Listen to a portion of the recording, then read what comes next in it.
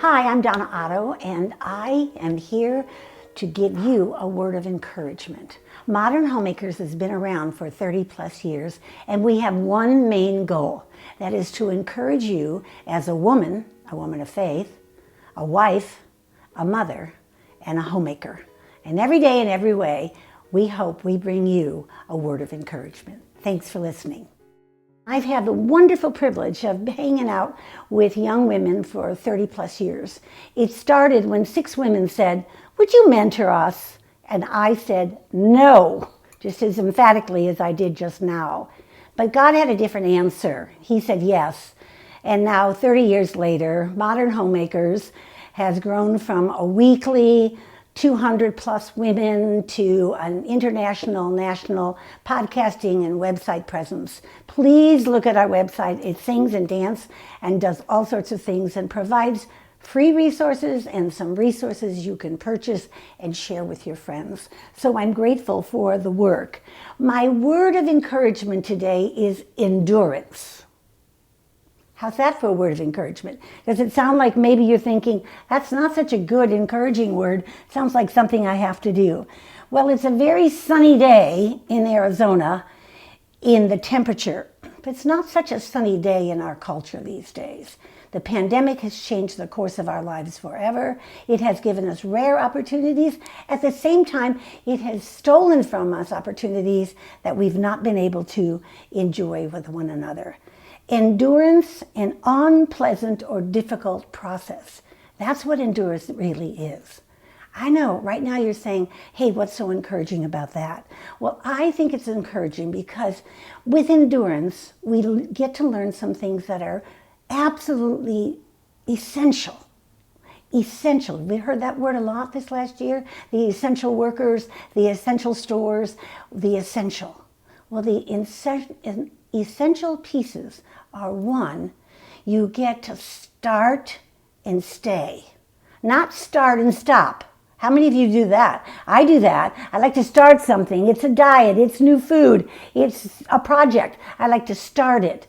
But endurance is about starting and staying. Christ uses the word abiding. The second thing it's about an utter groundedness. An utter groundedness. Don't you like the sound of that phrase? An utter groundedness. I know why I'm enduring and what the end result is going to be. And the third thing is that I run the risk of rejection. I'm free to run the risk of rejection. Now, staying in America in a leaving culture is still very foreign. We don't stay. We leave our jobs, our homes, our marriages, our churches. We just a leaving culture. In 1980, my friend and yours, Eugene Peterson, wrote this book called A Long Obedience in the Same Direction, and it's my first recommendation to you. It's called Discipleship in an Instant Society, 1980. I wonder what Eugene would think about the society we live in today, a new definition of instant. Utter groundedness. What is utter groundedness? It is the truth of the Father, Son, and Spirit that arises up inside of us because we have spent time knowing what the real truths are. Not the Reddit truths or the Facebook truths or the Twitter truths or the Instagram truths. We can see that a lot of those truths become not so true after all. When I feel the knowledge of doing the right thing, I have greater opportunity to start something and not be afraid that I will fail. And then what's this thing, running the risk of rejection? Well, I coined that phrase years ago because I came from an environment that family, memories, kindness did not exist.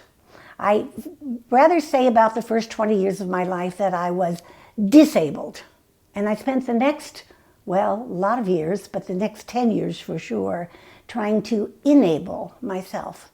And one of the things I came across was this notion that it was up to me to run the risk of rejection to create a memory in someone's life that would work. Now, I married a stuffy, brilliant German who prefers silence and solitude.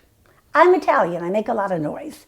And I remember very clearly thinking that I should run the risk of rejection and send a bouquet, not one, but a bouquet of balloons to David's law office. I did that. Then I went to the office late in the afternoon. I was concerned that he was going to look at me and say, "What were you thinking, sweetie?" But instead, he had that bouquet of balloons in his hand. He looked like a Cheshire cat. He was so happy with a bouquet of balloons, my stuffy little German lawyer. And I remembered thinking, that's it.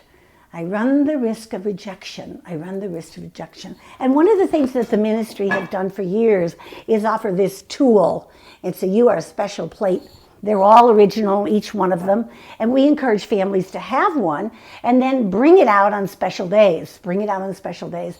We had a young man who was the son of one of the women in the work, and he kept saying to her, "Mom, if you'd have seen me in band class today, you would have seen what a good job I did, and you would have brought out the red plate for me tonight." He kept asking her to look for how wonderful he was so he could have the red plate. Well, he was a dear man. Endurance is spoken about in the scriptures, in the book of Hebrew, by Paul. And what he's referring to is the endurance that Christ withstood. Hebrews chapter 12, it says, "And let us run with endurance the race that is set before us."